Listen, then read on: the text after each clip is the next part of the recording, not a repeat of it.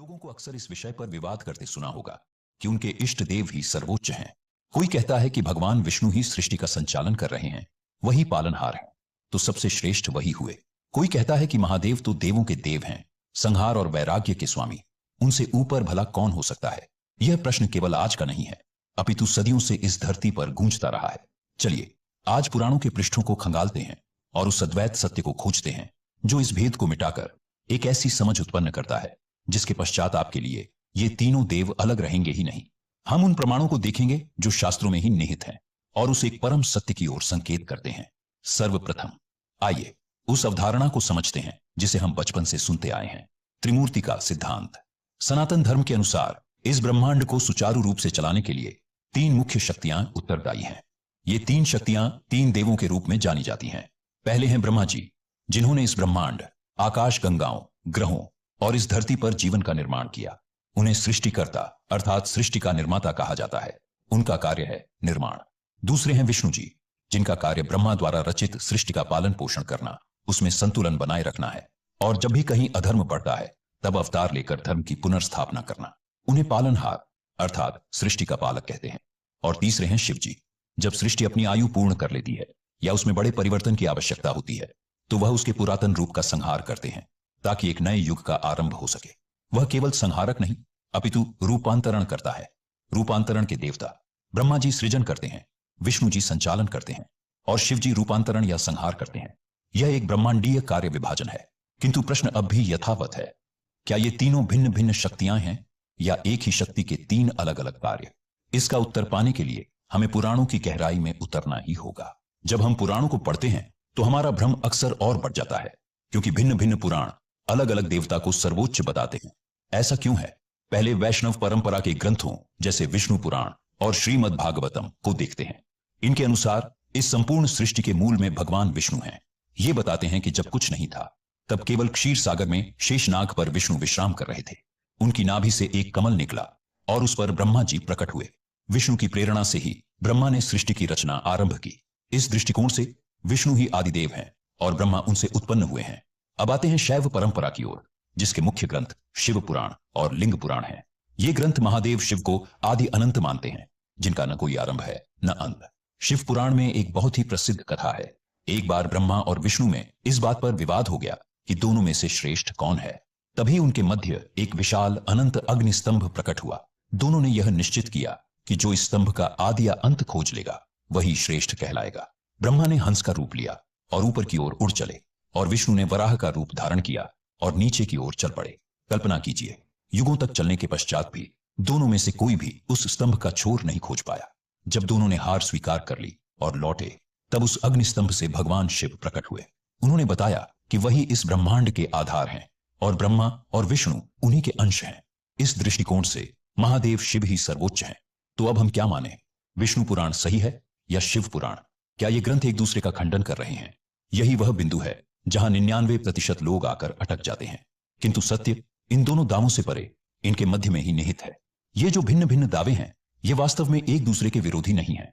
ये एक ही सत्य को अलग अलग दृष्टिकोण से बताने का प्रयास है। इस सत्य को कहते हैं अद्वैत। अद्वैत का अर्थ है जो दो नहीं है, अर्थात अद्वैतवाद। यह सनातन धर्म का सबसे गहन दर्शन है जो कहता है कि परमात्मा एक ही है, बस उसके रूप अनेक हैं। उपनिषद कहते हैं एकमेवाद्वितीयम, वह परब्रह्म एक है, उसके जैसा दूसरा कोई नहीं। ये जो ब्रह्मा विष्णु और शिव हैं ये उस एक ही अनंत निर्गुण निराकार परब्रह्म के सगुण रूप है।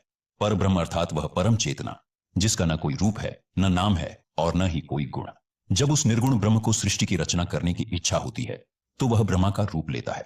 जब उसे सृष्टि का पालन करना होता है तो वह विष्णु का रूप लेता है और जब उसे सृष्टि का रूपांतरण करना होता है तो वह शिव का रूप लेता है। इसे एक सरल उदाहरण से समझिए। स्वर्ण एक ही धातु है, किंतु जब आप उसे अंगूठी का आकार देते हैं तो वह अंगूठी कहलाती है। जब हार का आकार देते हैं तो वह हार कहलाता है। जब कंगन का आकार देते हैं तो वह कंगन कहलाता है।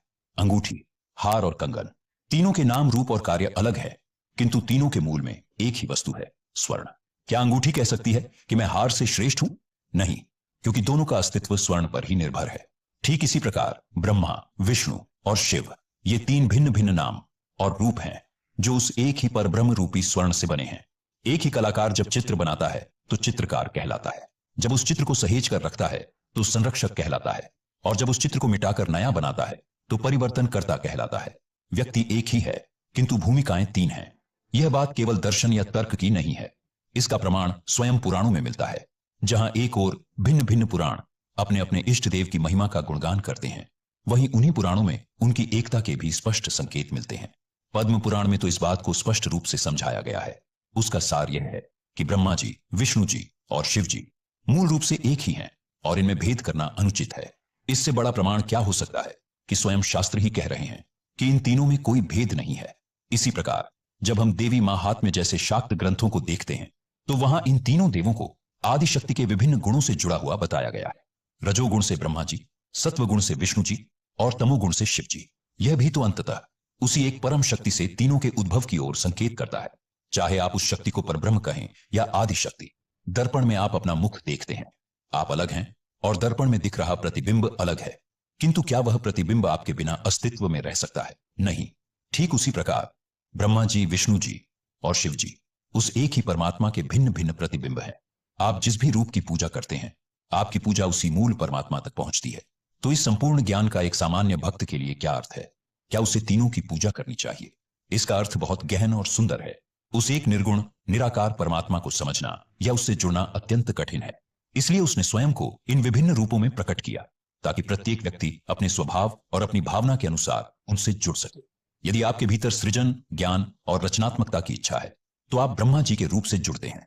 यदि आपके भीतर दया, प्रेम, सबकी रक्षा करने का भाव है तो आपको विष्णु जी का रूप अपनी ओर आकर्षित करेगा। और यदि आपके भीतर वैराग्य है, ध्यान है, सत्य के लिए सर्वस्व त्याग देने का साहस है तो आप स्वयं को महादेव के निकट पाएंगे।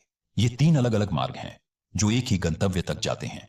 आप किसी भी एक मार्ग पर पूरी श्रद्धा से चलिए, आप उसी एक परमात्मा तक पहुंचेंगे।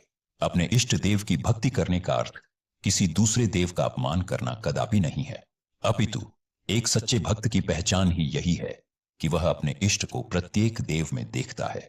यही तो अद्वैत दृष्टि है। तो क्या शिव, विष्णु और ब्रह्मा एक ही हैं? इसका उत्तर है हाँ। वह एक ही परम सत्य के तीन दिव्य रूप हैं। सृष्टि के आरंभ में उठा यह प्रश्न कि कौन श्रेष्ठ है, इसका उत्तर विवाद में नहीं, इस समझ में है कि तीनों मिलकर ही एक हैं। एक के बिना दूसरा अधूरा है। रचना के बिना पालन किसका होगा? पालन के बिना संहार किसका होगा? और संहार के बिना नवीन रचना कैसे होगी? ये तीनों शक्तियां केवल ब्रह्मांड में ही नहीं, हमारे अपने जीवन में भी निरंतर कार्य कर रही हैं। प्रतिदिन हम नए विचार और नए संबंध सृजित करते हैं। यह हमारा ब्रह्म स्वरूप है। हम अपने परिवार का, अपने कार्य का, अपने स्वास्थ्य का पालन करते हैं।